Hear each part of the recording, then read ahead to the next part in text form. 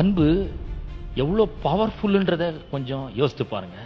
அன்பு பாவத்தை வெளிச்சம் போட்டு காண்பித்து நம்மை திருத்துகிறது. இந்த அன்பு அவ்வளோ பவர்ஃபுல்லா இருக்கு. எவ்வளவு பவர்ஃபுல்னா, என்னை திருத்தி சீர்திருத்தி ரட்சித்து ஆண்டவரிடம் திரும்ப கொண்டு வர வைக்கிறது இந்த அன்பு. அவர் அன்பு காமிச்சதுனால, அவர் என் மேல அன்பு காமிச்சதுனால நான் இஷ்டம் போல வாழலாம்னு அர்த்தமா இல்லைங்க.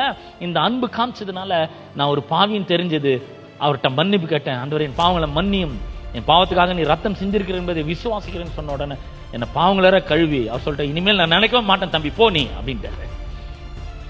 போன்னு சொல்லும்போது இனி போய் உன் இஷ்டத்துக்கு வாழுன்னு சொல்லல, போ இனி பாவம் செய்யாத வாழ். ஏன்னா அந்த பவர் உனக்குள்ள வச்சிருக்கேன். அன்புன்ற பவர் உனக்குள்ள இருக்கு. அந்த அன்பு நான் தான், நானே உனக்குள்ள வந்திருக்கிறேன். இப்ப கிருபைன்றது என்னன்னா, நாம பாவம் செய்யாமல் வாழக்கூடிய ஒரு பெரிய பலனை, பவரை அந்த கிருபை நமக்கு தருகிறது.